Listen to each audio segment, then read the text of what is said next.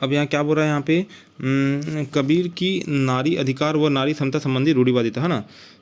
कबीर के नारी समता संबंधी विचार रूढ़िवादियों से प्रेरित हैं। वे स्वच्छंद व स्वतंत्रता प्रेमी नारी को कामिनी, है ना, मतलब यहाँ पे वो क्या बोलते हैं ना, नारी के संबंध में कबीर क्या बोलते हैं कि नारी यहाँ पे कमीनी, है ना, कामिनी व जहरीली नागिन के तुल्य मानते हैं ना। मतलब यहाँ पे नारियों को वो पुरुष के समतुल्य नहीं मानते, उनको, है ना, मतलब यहाँ पे जहरीली नागिन की तरह उनको मानते हैं, जो पुरुषों की बुद्धि विवेक को क्या कर लेती है, यहाँ पे हर लेती है ना, जो पुरुषों की बुद्धि विवेक हर लेती है, और पुरुषों को दुर्गुणों का दोष भी स्त्रियों पर मर दिया ना। मतलब इसमें उन्होंने पुरुषों के दुर्गुणों का दोष भी स्त्रियों पर क्या कर दिया, यहाँ पे मर दिया, है ना। वे घर की चार दीवारी में, है ना, बंद पुरुष की वफादार और आश्रित नारी को ही पवित्र और आदर्श मानते हैं। कौन? संत कबीर, है ना। मतलब जो घर की चार दीवारी में, है ना, बंद रहे यहाँ पे और पुरुषों की वफादार है, उन्हीं को क्या मानते हैं? पवित्र और आदर्श मानते हैं। मतलब कहीं ना कहीं यहाँ पे स्त्रियों को ओछी दृष्टि से कौन देख रहे हैं? यहाँ पे संत कबीर देख रहे हैं ना। स्त्री समता, स्वतंत्रता, अधिकार संबंधी रूढ़िवादी व प्रतिगामी दृष्टिकोण की झलक उनके सती प्रथा संबंधी दृष्टिकोण से में भी मिलती है। सती प्रथा की प्रशंसा करते हुए वे इसे आत्मा और परमात्मा क्या मानते हैं? यहाँ पे पुनर्मिलन मानते हैं, ये आत्मा, है ना। मतलब यहाँ पे सती प्रथा को वो क्या करते हैं, यहाँ पे ये सती प्रथा को क्या मानते हैं यहाँ पे, है ना, आत्मा परमात्मा विलन मानते हैं। मतलब ये चीज़ें सही नहीं है। देखिए सती प्रथा में क्या होता था, यहाँ पे जब पुरुष मतलब मर जाता था, यहाँ पे पति मर जाता था, तो उसकी पत्नी को, है ना, उसकी पत्नी को पुरुष की चिता में ही क्या कर दिया था, यहाँ पे साथ में जला दिया जाता था, है ना।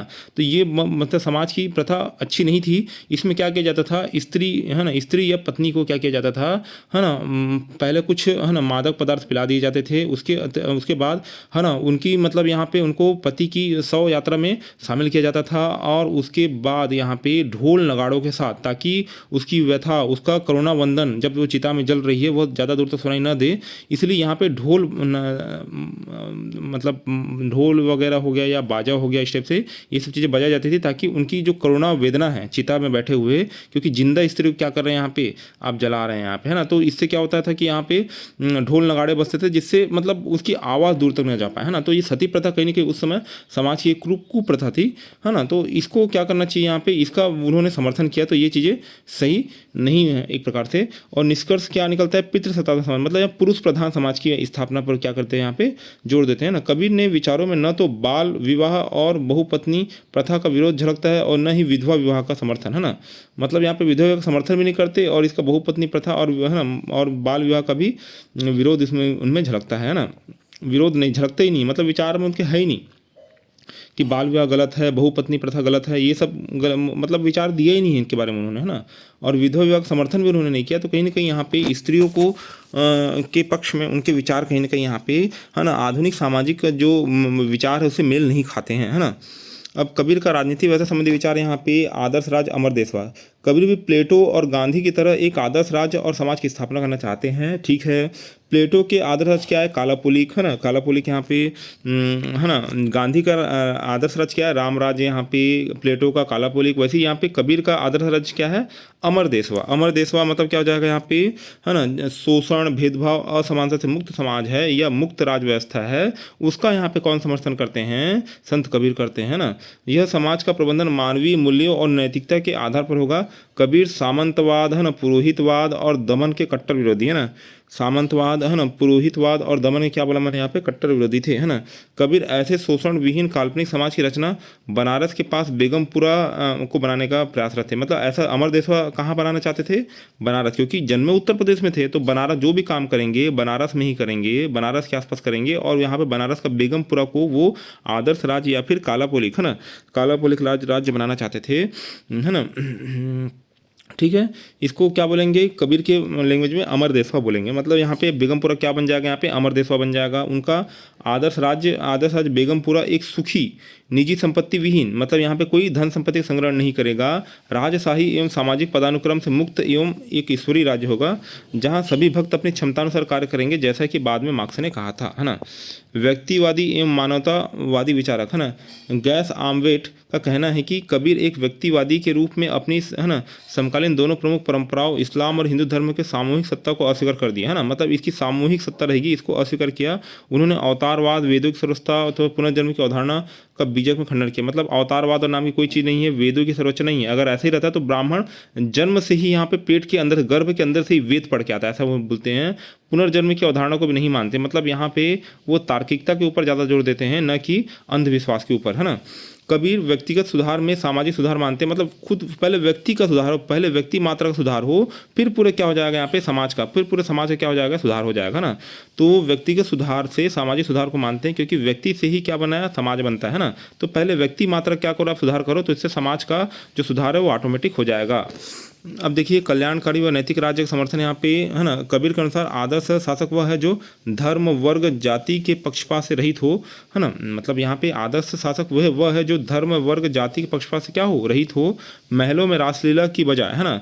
मतलब यहाँ पे वो जो शासक है महलों में रासलीला करने के बजाय यहाँ पे खुले आकाश में लश्कर लगाता हो और प्रजा की तकलीफें दूर करता हो। आप ऐसा नहीं कि यहाँ पे, है ना, आप क्या कर रहे हैं यहाँ पे राज व्यवस्था चला रहे हैं और शासन के अंदर चार दीवारी में पूरे भौतिक सुख के मजे ले रहे हैं आप, है ना। ऐसा नहीं, आपको समाज, मतलब यहाँ पे महल से बाहर निकलना पड़ेगा, लोगों की तकलीफें, जो आम जन है उनकी तकलीफें क्या करनी पड़ेगी, दूर करनी पड़ेगी, तभी आप सच्चे शासक या सच्चे राजा कहलाएंगे। ऐसा कौन बोलता है, संत कबीर बोलते हैं। दैवी सत्ता खंडन यहाँ पे ईश्वर राजा का, है ना, मतलब यहाँ पे राजा जो है ईश्वर का प्रतिनिधि है ना। तो यह विचार को संत कबीर नहीं मानते ना, दैवी सत्ता खंडन करते हैं। कबीर के अनुसार ईश्वर व आध्यात्मिक लोगों की संप्रभुता की सर्वोच्च, है ना, संप्रभुता की सर्वोच्च और अंतिम मानते हैं। उन्होंने साहस के साथ राजा की संप्रभुता को क्या कर दिया, यहाँ पे खारिज कर दिया। मतलब राजा संप्रभु नहीं है यहाँ पे। कबीर राजा और सुल्तान को एक साधारण नासवान प्राणी ही मानते थे, है ना।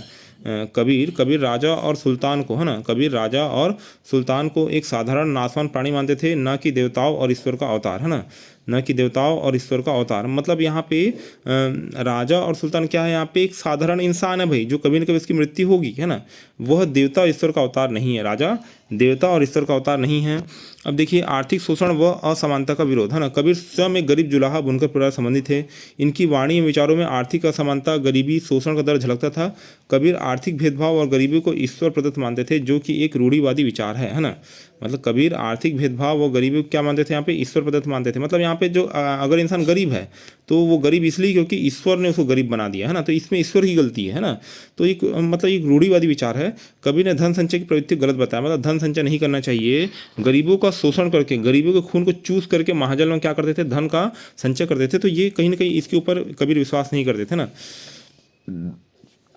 वह नहीं गांधी की तरह संपत्ति का ट्रस्टी की तरह इस्तेमाल की प्रेरणा देते थे। मतलब ये ट्रस्टी सिद्धांत क्या था, मतलब क्या करो, जो समाज के धनाढ़ लोग हैं वो क्या करेंगे, यहाँ पे उनसे पैसा चंदा करो और उसको यहाँ पे पैसे को छोटे छोटे गरीब लोगों में क्या कर दो, यहाँ पे बांट दो, है ना। ये ट्रस्टी, गांधी जी का ट्रस्टी सिद्धांत है ना।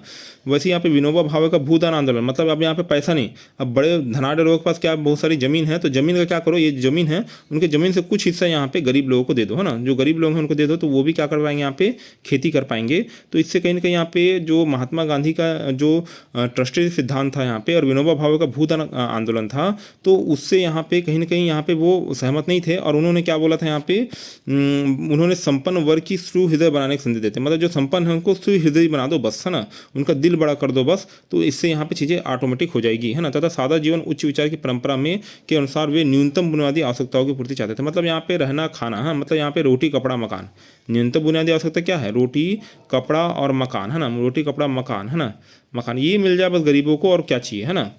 तो ये न्यूनतम बुनियादी आवश्यकताओं की पूर्ति चाहते थे। और अमीर क्या सुहृदय हो जाए, न वो ट्रस्टी करे न ही भूदान करे, वह सिर्फ सुहृदय, उनका दिल साफ हो जाए बस, है ना।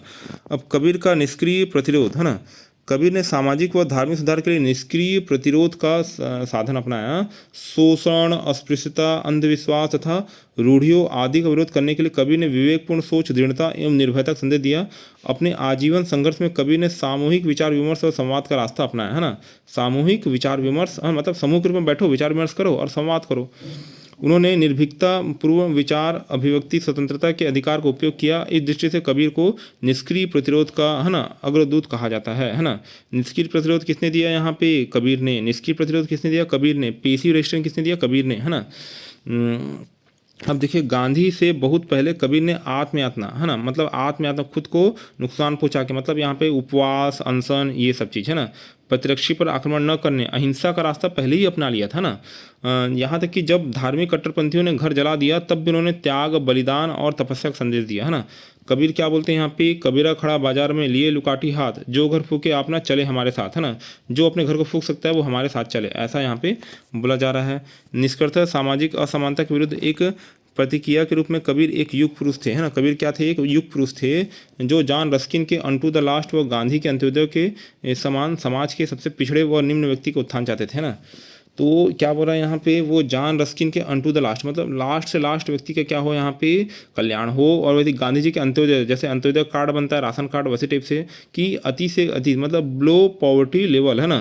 बिलो पॉवर्टी लेवल के नीचे जो रहते हैं, ये गरीबी रेखा के, मतलब गरीबी रेखा के नीचे रहने वाले लोगों को अभी क्या हो यहाँ पे विकास हो, वो ऐसा चाहते थे, है ना। हजारी प्रसाद द्विवेदी क्या बोलते हैं, कबीर आडंबरों, जंजालों, संस्कारों का विध्वंस करने वाला क्रांतिकारी था जिसका रास्ता समझौतावादी नहीं था ना।